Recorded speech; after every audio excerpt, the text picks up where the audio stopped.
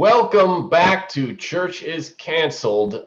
I am your co-host, Brett, and I am joined by my ever-faithful partner in spiritual crime, Bishop Danny.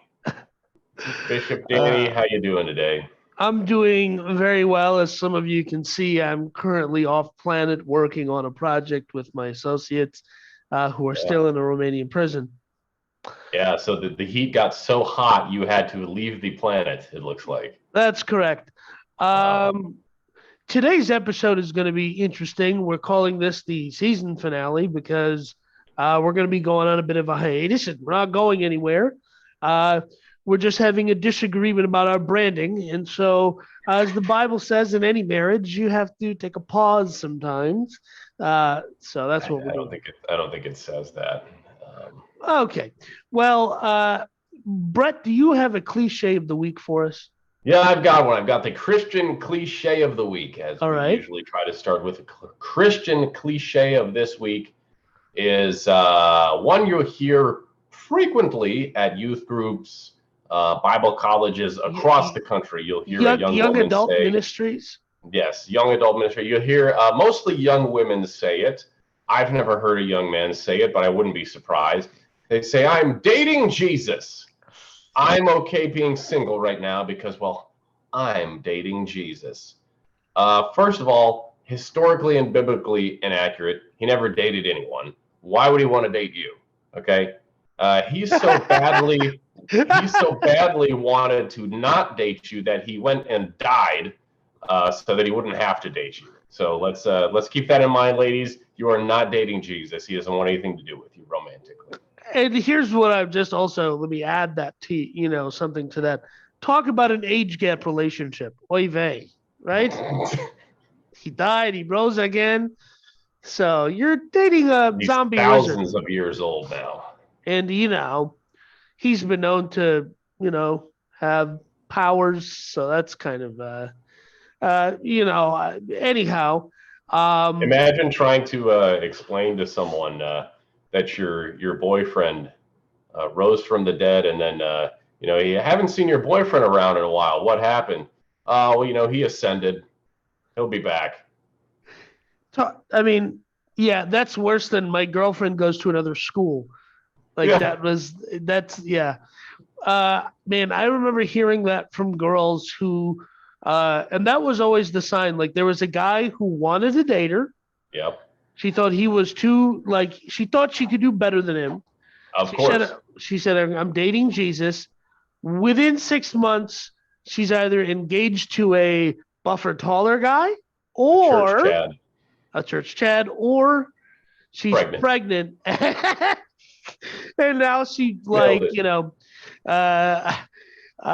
true story. I know someone who was in a situation where he liked a woman. They both had a less than, Christian life up until then. And he said, I'd like to, he had, whatever. And she said, I'm really looking for something more exciting. She got knocked up by a guy who went to prison, and they came back to the other guy and then said, I'm starting to realize I need a man of God in my life. And he said, I think you do too. It just. He hung up, hopefully. Yeah, he did the right thing. You'll know who I'm talking about. I'll tell you off air. But so we'll be back sometime in the late summer, early fall. I think something like that's probably maybe a little earlier. Who knows? But we're coming back though. Like Jesus, you can count on it. Oh, of course. Little update on last week's episode. Something came to light about our subject last week, which is a Mr. Josh Duggar. His wife still with him, as he has now apparently taken on a male to female. I won't use the T word for reasons that I'm worried about. Tall's a word, yeah. Transmission, okay. A male to female individual of that variety. He's taken on a lover in prison. And I don't get it, man.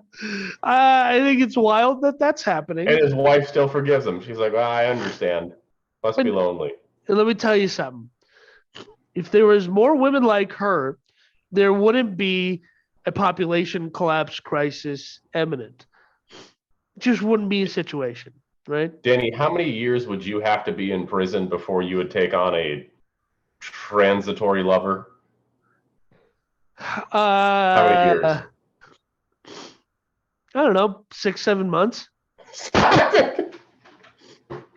Yeah, let me just be honest, okay? It gets lonely quick in there, you know. Well, listen, if I'm being 100% honest, if I get hit with a charge, and in the back of my head I know that there's reasons why I'm probably going to be going away for a while, I don't know Yeah. that I'm serving that sentence. I'm saying before they take me away, I'm wrapping a Ford GT around a light pole or something, Yeah, you're doing the thing that Jeffrey Epstein didn't do. Okay, well, you should never say that name. We say Jeffrey Epstein on this channel. No, what I'm saying is I'm doing the Paul Walker. I am seeing myself out. Walker. I am exiting stage left. It was nice knowing you, but I'm not doing 20, 30 years now. Nah, There's no way. not at this age. No.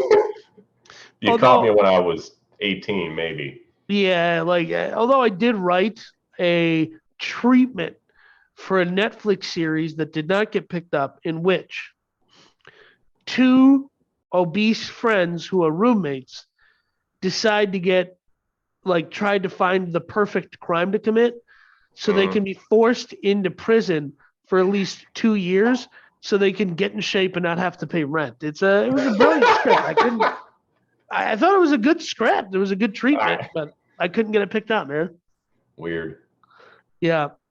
All right. So we've done our church cliche of the week. Now we've discussed, this is our season finale.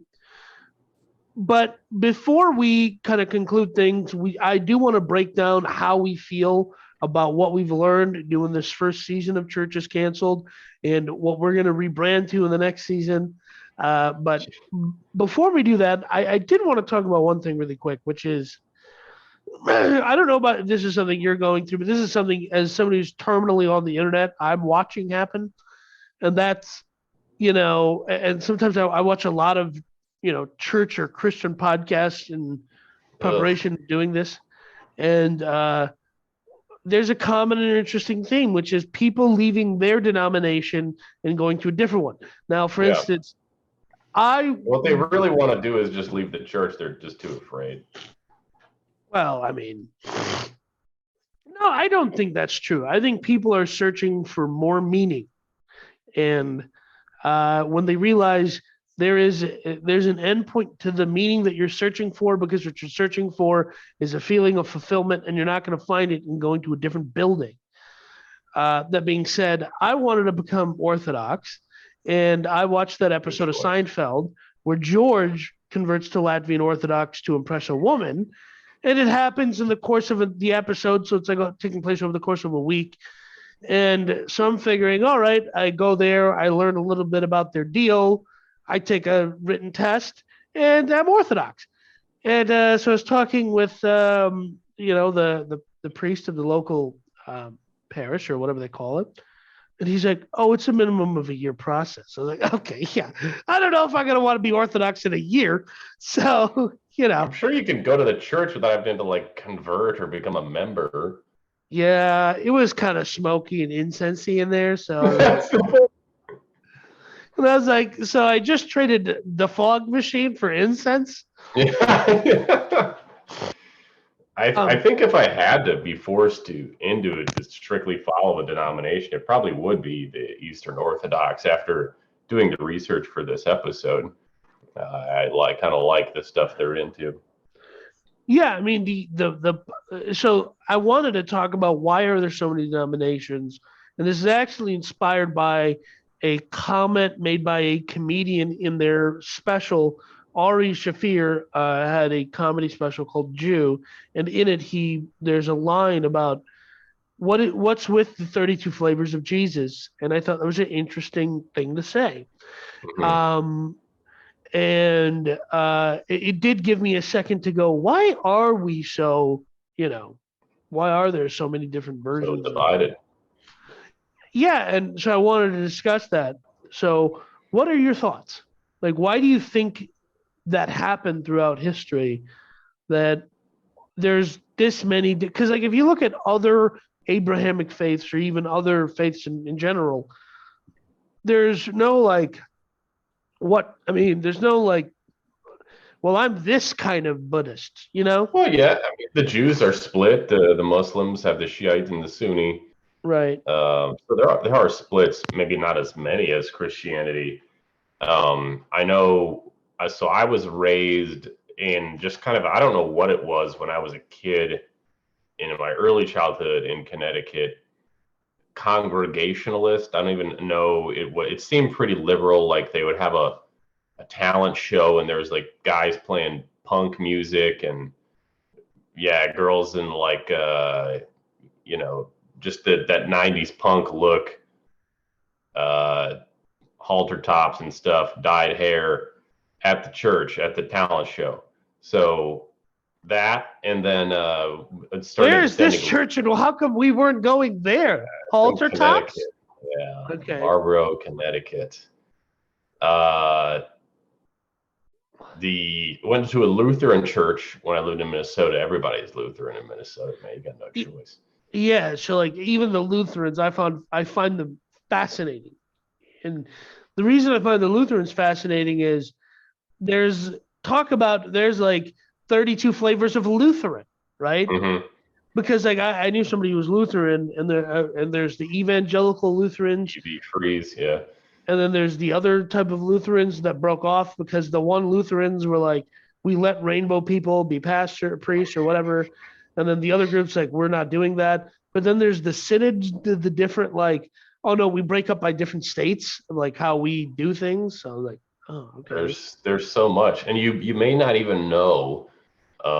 There's a link you referenced that I watched a YouTube video that he's talking about why different denominations occurred, and he said that basically most non-denominational churches are just Baptist or right, would most closely aligned with Baptist, and that's true. I've been to churches that were non-denominational, and if you look hard enough through their website and their beliefs, it may even say, affiliate of this Baptist denomination, or you can just right, kind of tell. But I mean, I've been to Baptist church that were pretending to be non-denominational. I've been to Presbyterian churches before I knew that they were reformed and believed in predestination, which they never talked about while I was there. But there's so many different flavors, as you said. Why I think that happened, there's real historical reasons that you can go study, right? Like the Lutherans came about because Luther didn't like what the Catholic Church was doing, wanted right. people to know that they were saved by grace alone, right? So there's real reasons why these happen, but why I think on a larger scale, bigger picture is just the Bible's a difficult text to interpret. It's not easy, and depending who you are, what tools you're using to interpret it, what context you are in, what your worldview is going to affect how you read it and what you believe. So that's my take on it. Is just different leaders have interpreted it different at different times, and then you get splits in leadership just over like weird things, little things, right? Like should we speak in tongues or not? Do we baptize babies or not? Like you get some big splits off of those little topics. But I think the Bible is just hard to read. It's hard to interpret. So we get different interpretations are fleshed out in the form of different denominations. And I'll say this much: I think it's the healthiest thing possible.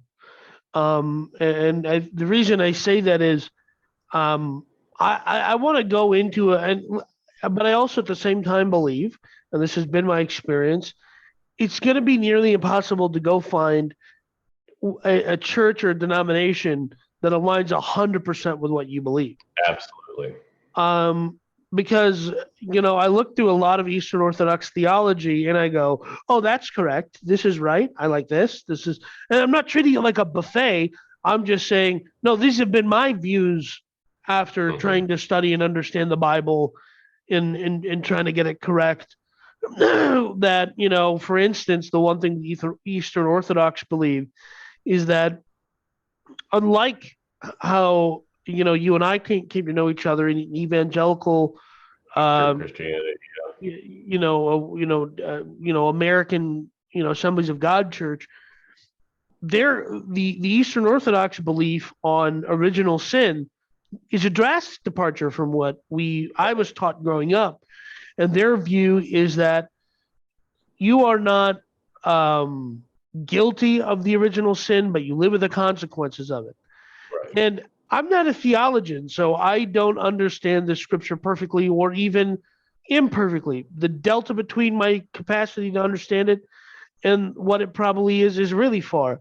But when I hear that, my gut goes, that's correct. So that's where, and to see that, and after learning a lot about the Orthodox faith and their view that salvation is part of your salvation, or not just part, but a lot of it is your participation in church, as Mhm. as that video that we'll link in the description. Great video, by the way. Yeah. Like, I've never seen. I was upset with the font, but I couldn't tell if it was a joke because it was a zoomer. I don't get zoomer humor at all.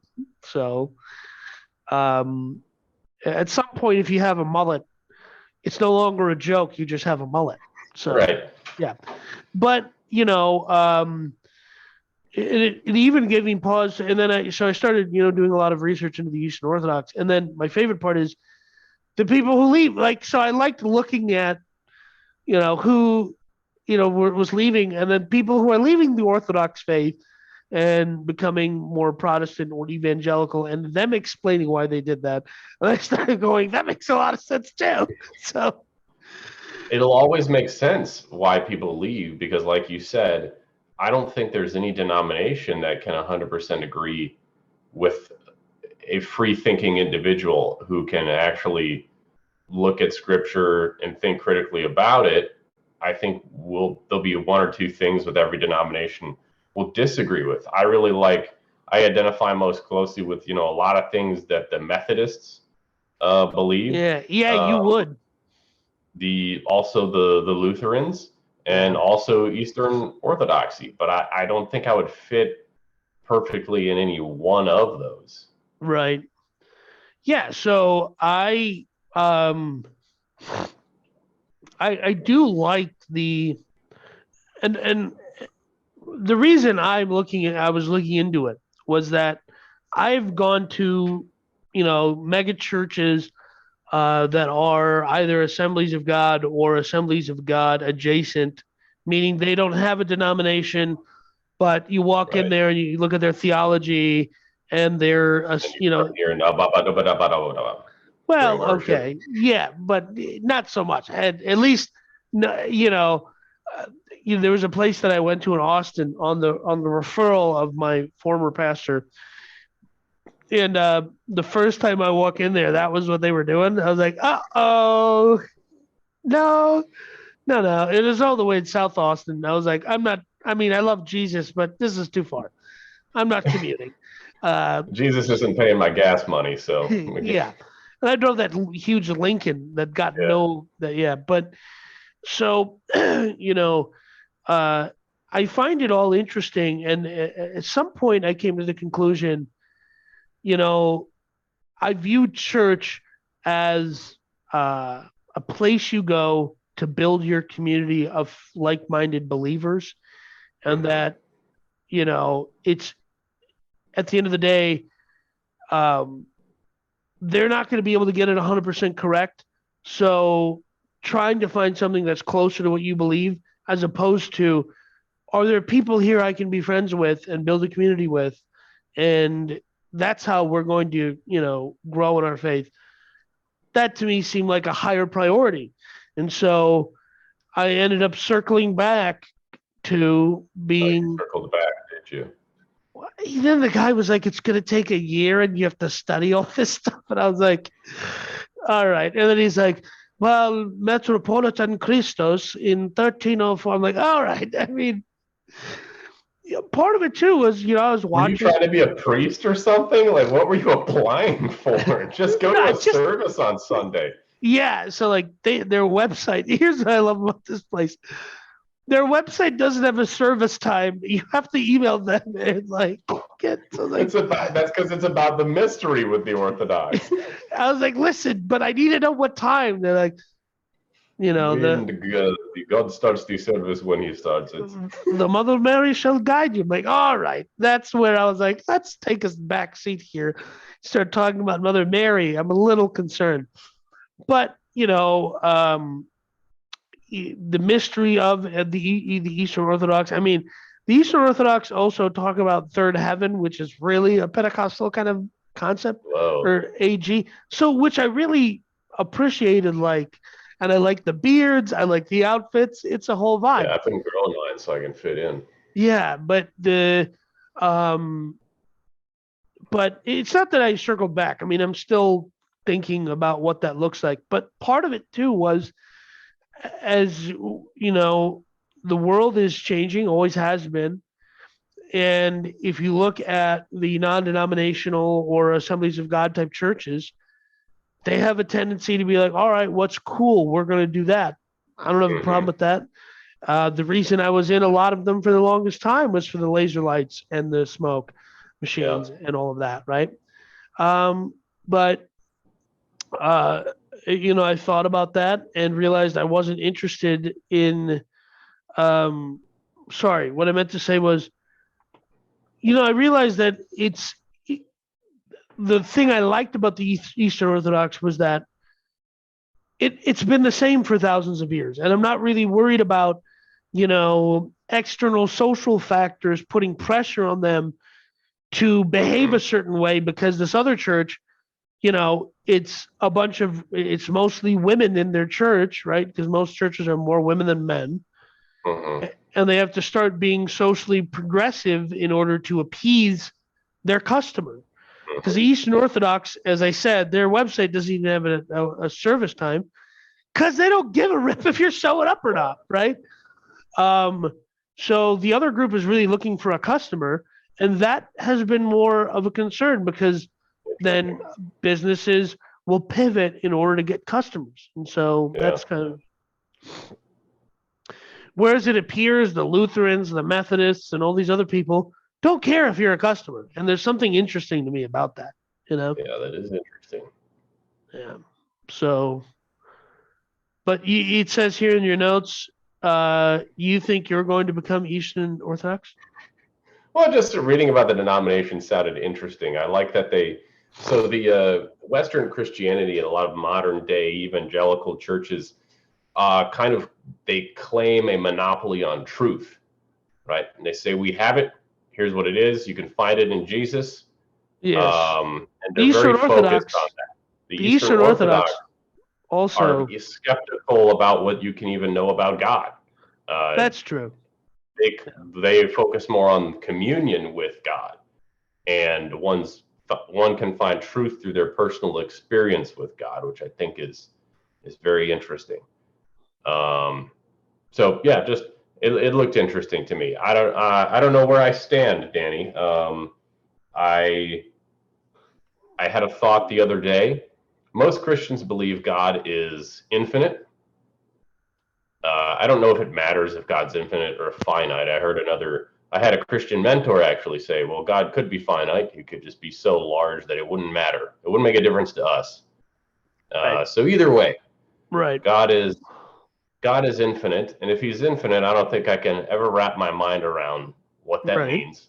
Or Right. God is finite, but He's so large I can only ever understand maybe a small part, Right. right? Or He doesn't exist at all, in which case none of this matters.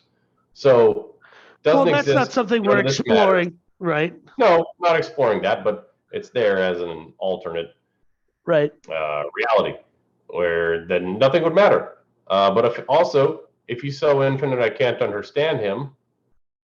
It may be my claims, my opinions about God may be irrelevant. Or if He's just so big that I can only understand a small part, my opinion's probably also irrelevant. So Well, that part I agree with. yeah, so Yeah. I don't know that my opinion matters. very much anymore. I think experience, maybe, communing with others, for sure. Right. I see value in that in church, but more so, this is coming from a place of humility. Not saying nobody's opinion matters, but Right.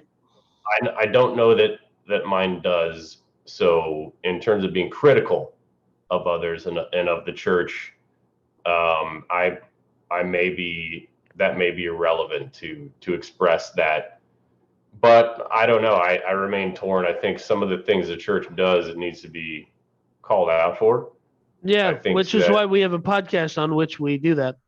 yeah, So. I think people who have come to question and call these things out and be critical ought to seek to be there for Christians who are struggling and maybe falling away from the church, not because we're worried they're going to fall into sin, but because that's a hard thing to have to go through. And we should want to be there for people who feel like they're losing a part of their soul or their experience in life. Fair enough. Hey, should we do our ad now? Mm-hmm. You got a great ad. This is incredible. So this company is called Duggar Childcare. Sounds suspicious. Yeah. So here's what happens. A Duggar comes out to your home and watches Somebody your from kids. the family. Could be. For legal reasons, we can't say where their origination point is. If you meet a Duggar who is Asian or African American, maybe you'll figure out maybe it's not in the family. Maybe Jim Bob gets around like his kid. Who knows? But Duggar Childcare is a unique service in which one of the Duggars comes to your home, watches your children, and as an added bonus, brainwashes them with their weird theology, which 2 or 3 of the kids no longer participate in. But it's a very added bonus in this world where you're concerned with your children being indoctrinated into weird stuff. Okay. Yeah. Weird story hours down at the library. Okay. The Duggars come in and influence them and indoctrinate them with right off the bat, with an entirely different wacky set of ideas. So you just do it up front so you don't have to worry about it happening later on. Nice.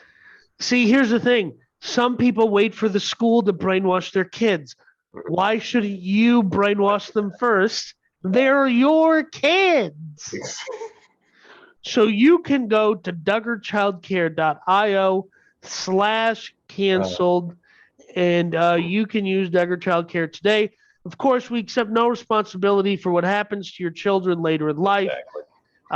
If they end up in prison because they cheated on their wife and they take on a male to female lover, that is your problem.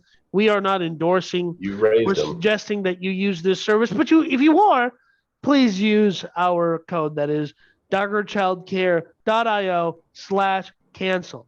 And now back to the season finale. And we're back. We're back. Welcome back to the finale of season 1. That's right. Of Churches Canceled. Yours truly, Father Brett. Yep. During our break, I was inducted as a clergy member of the Universal Life Church. Okay. I also am actually ordained by more than one person, actually. Yeah, you are. I've seen your ordination certificate. Yeah, I'm ordained by 3 different places, actually. So that's awesome. Yeah. Well, we just we wanted to share some closing thoughts on the season. You had some things in the notes here, like what have we learned? Have you learned anything in season 1? Yes. Here's what I've learned. And this has always been a gut feeling that I've had. Luke 8:17.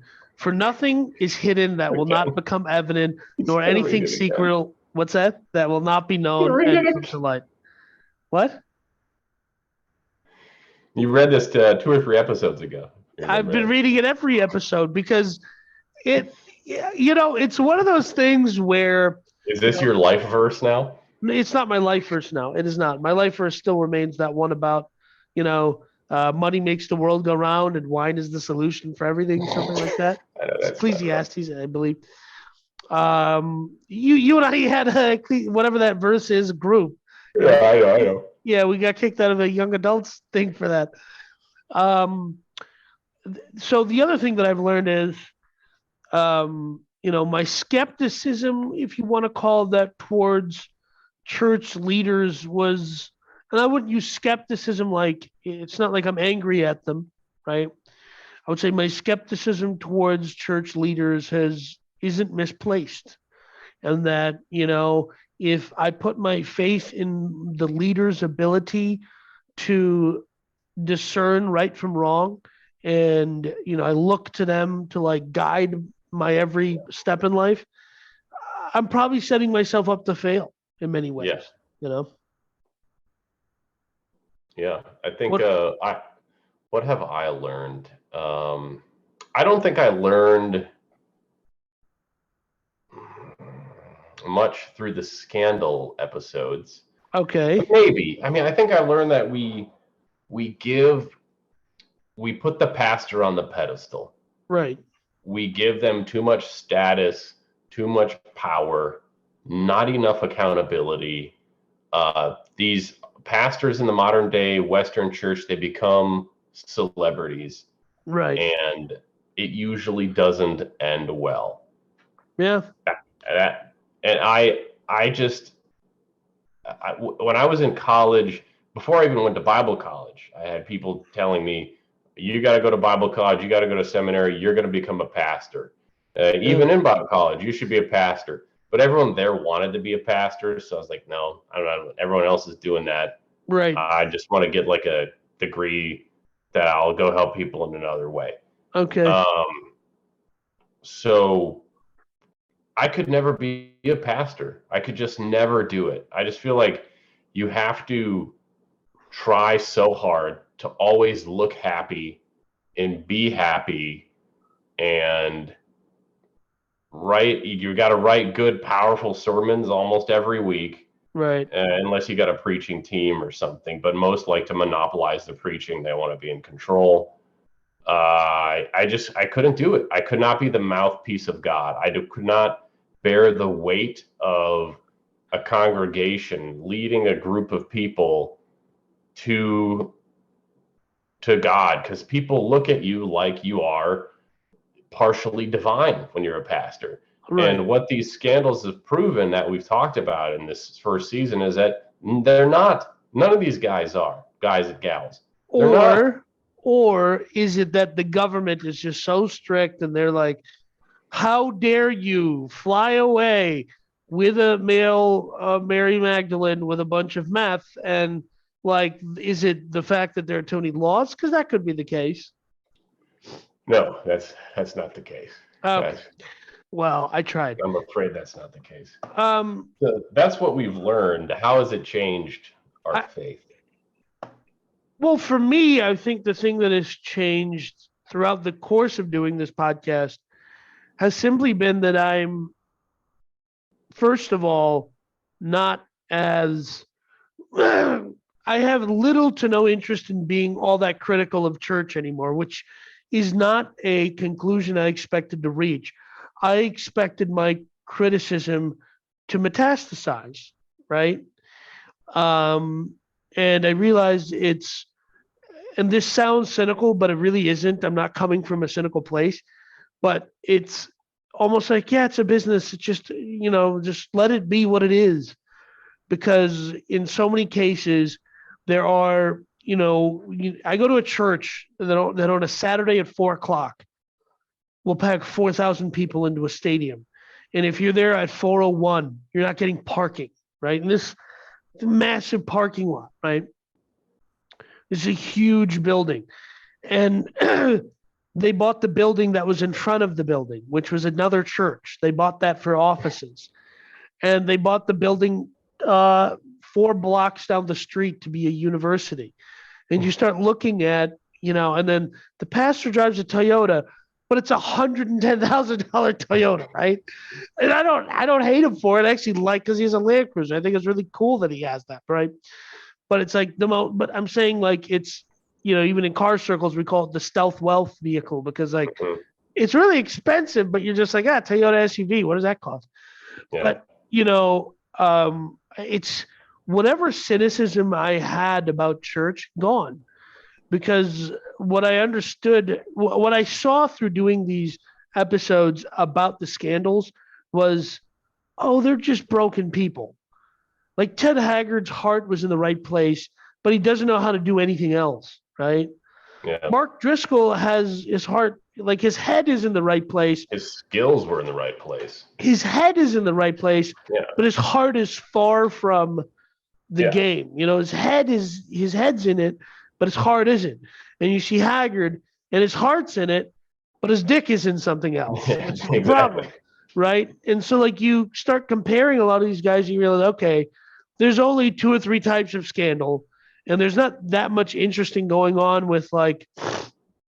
I see some of these. We've talked about Willow Creek and Hillsong, 2 churches that have had a massive impact on what is Christendom in 2023. I think the 2 churches have shaped that in a lot of ways, and I think were either of these guys like getting into it with nefarious intentions? No, I think in both situations they got into it with godly intentions of trying to help people pursue God, and that's what they were trying to facilitate. And along the way, they realized, well, this is probably an impossible task. So instead, I'm just going to make a bunch of money, and I'm kind of okay with that on some level. I would echo the how it's changed my faith. I feel at least like I am coming to the point where I can become less critical of the church. I think I don't know that I am yet, but I feel like I can be less critical. When we started this podcast, I was still attending church, albeit with a grumpily. I was grumpily attending church. I'm not at all anymore. That could still change. I wanted to try out, especially after doing this episode on all the different flavors. Maybe there's another flavor that's a better fit. Who knows? Yeah. I still have a deep love for God and a deep respect for the gospel and for Christ and what he's done. I think it's my respect for the gospel and for the experience of Christianity that has driven me out of church. Because I respect it so that I don't want to be a part of these communities that either distort it or water it down or completely disregard it or use it as a cudgel, or the Bible is divine to them more so than Christ is. I just don't want to be a part of those communities. Right. So that's where it's landed me. And with a lot, not easily, with painfully so. And that's a process that started years before we started doing this podcast. Of course, I think the podcast just gave me a place to verbalize things. Yeah. I look at it and I have feel exactly the same way. And my response has been, all right, if it's fake, it's better than, the great economist Thomas Sowell says you have to compare something with something. And what you've just described is a very accurate description of how I feel walking into a lot of churches. And there's something that I compare it to is not doing anything, not going anywhere, having no community. And when I compare it to, would I rather have a community of people who love Jesus but are pursuing him in a context that I find is lackluster? Or is it better just to be rolling solo? And I did the rolling solo thing for so long that I realized I'd rather just go to a church where, yes, everyone on staff is fake smiling. And, they're not doing Dave Ramsey the correct way. They leased a Toyota Sienna. That one for sure. Dave Ramsey comes before Jesus for them. There's other churches like that. Oh, yes, of course. Or, we posted a story on our Instagram of like, some of these dudes are a little, if you know what I'm saying, they're a little femme. and I find that to be odd too. And but that's just in my mind. I've decided, yeah. So what if I find it to be a little fake? I don't know. You didn't use that word. I did. But what? So what if I find it to be a little fake and highly obtuse? It's better than like some forward momentum is better than nothing. Is my perspective. Yeah, I just don't think that nothing is the only other option. That's I fair. think the other options are like what we're doing right here, Yeah. a podcast. There are other podcasts out there. There are other communities of people who have kind of like left church, but it still means something to them, but they're trying to Right. figure out what Right. that exists that you can be a part of. Not really, and you're not going to have a building that you can go hang out at on Sunday Right. mornings, Wednesday nights with those people because they're scattered. This going to be virtual stuff, and Yeah. It's but I went to a Zoom meeting that was about that very topic. Like, well, what do we do now that we don't believe that the Bible is the God inspired Word of God? well. Uh, You say that. I'm not saying that. You're saying that. I'm. But I'm Uh. saying that using that as to make the point that Right. it's not all, it doesn't have to be all or nothing. Like I either go to a church or I don't go anywhere and I have no Right. community. No, that's correct, and that has. So my view has been when I am talking about my community, I want people that can touch and feel me. Like I want to be up close and well, I Go to want the them to Duggar tickle Church. me. Yeah, that's yeah. True story. The church that it wasn't the church I was raised in, but maybe the church that I went to from the time I was like 12 or 13 to 18. There was a family, lovely people, by the way, just the loveliest people who lived on a farm. And one time, there's only one girl. There was 5 or 6 boys, and the sister laid her head in her brother's lap, and then the brother was stroking her hair, and I was like, Nope, I no, nope, too close. that's gonna be a no for me, dog, because she was old enough to have babysat children and know what's down there, Yeah. and so then you're laying your head close. That's too weird for me. Now, I don't think anything untoward took place at all. I think that was just they were a little too close for comfort. But kind of why I never went back to that denomination after I had the option. So, do you think that Christian podcasts, and this is something you somewhat alluded to a moment ago, Yeah. Christian podcasts or digital or online only communities of people will replace, in many ways, will replace churches? No, simply no. I don't think that's going to happen. Not the more traditional denominations, right? Because part of what the church relies on is their tradition, their liturgy, Yeah. right? So podcasts, I think more and more churches are going to have them. Almost every freaking non-denominational church does. Right. It's as a supplement, and usually a teaching supplement. Mm, Maybe they started as a new ministry for an additional tax write-off. right. Very smart. Yeah. Uh, Which the not reason saying we're we did that. Not saying that at all. no, Uh, and part of the reason we're no longer going to be called Church is Canceled and we're going to be called Church of the Boys or something like that is because yeah, we're a church now. we So, are. yeah, our But salaries are no, tax deductible.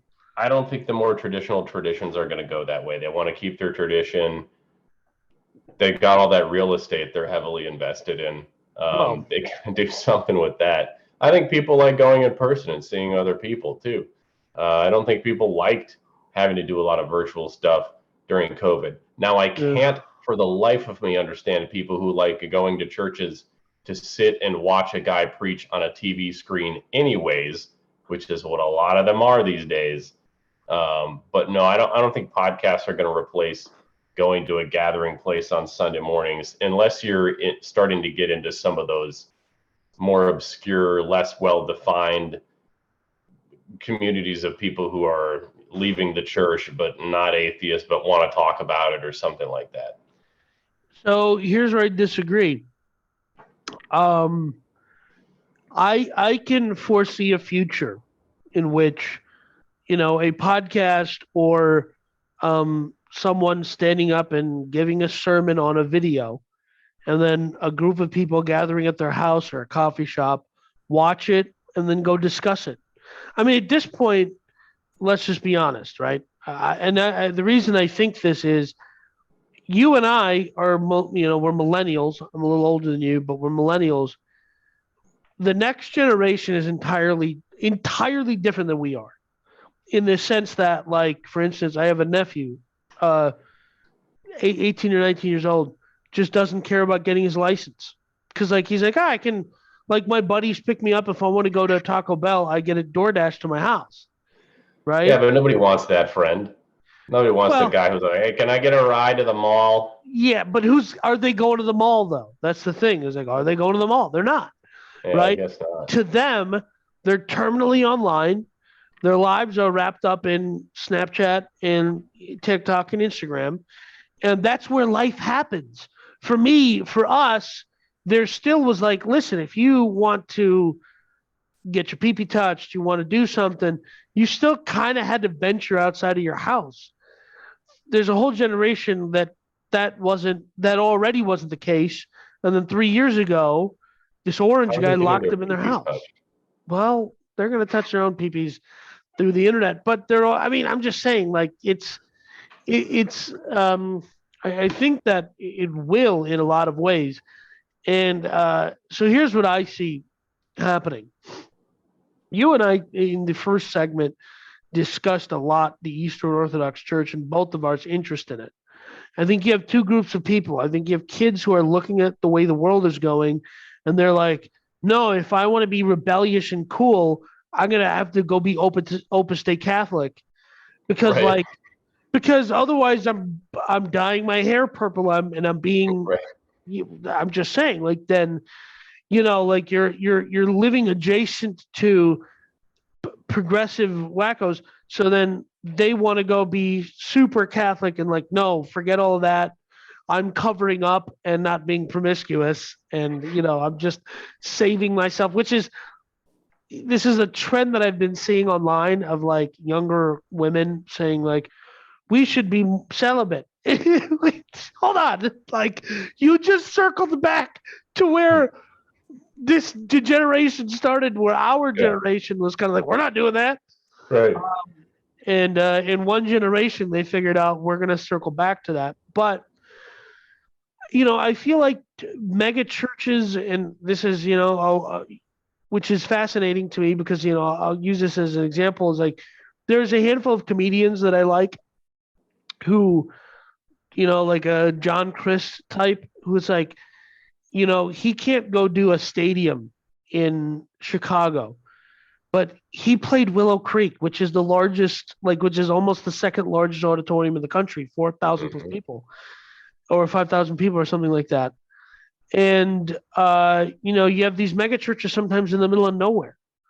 So, like, you go to, like, a town like random little towns in Texas, they don't have anything except a mega church, Hmm. and uh, younger people are less and less interested in. So they're either diverging into these traditions that, like, our parents left because they're getting divorced and the Lutherans look down on them for doing that or whatever, and they end up going to these hyper traditional places, or they're going to end up like, well, the mega church won't let us do anything fun and whatever, and I'm a they them. So now they're going to be doing church on a podcast, which I think is it's natural to them. It's not. It doesn't feel weird to them.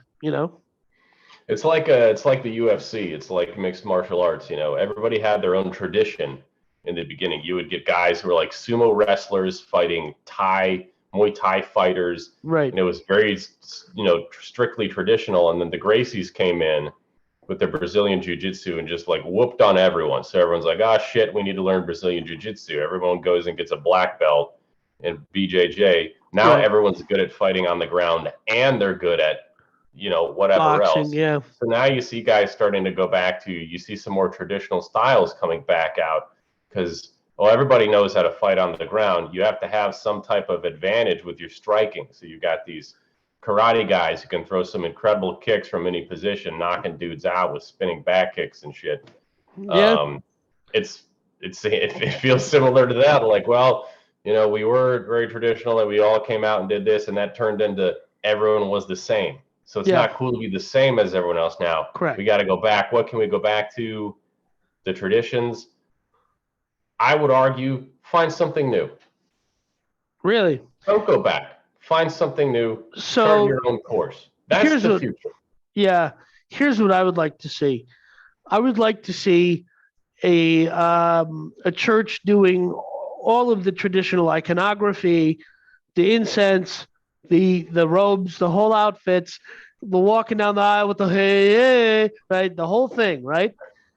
And then after they do all of that, rock band, smoke machine, whole thing, skinny jeans. Yeah, and then the guy comes out and just gives a epic sermon on why God wants you to have a Rolls Royce, which I'm okay with, right? So if we could just find a happy balance of integrating the tradition and the iconography, because there's one thing that I do agree with is like I walk into a church and there isn't like, here's an image of Jesus, even though it's imperfect or whatever. It's here's a picture of our worship service where there's no cross, there's nothing there to like. It's if I can't distinguish your church from a conference center for a essential oil multi-level marketing scheme, like what is like that to me, it would be cool if I could figure out that you had a church.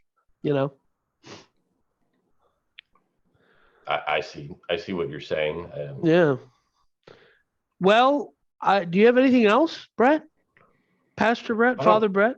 I don't think so, man. It's been a great first season, and I just want to say thank you to all of our regular listeners. I know which we have like 150 or something. We have some. I get feedback from them, the ones I know in person, and I'm just really grateful for everybody who's stuck with us this far.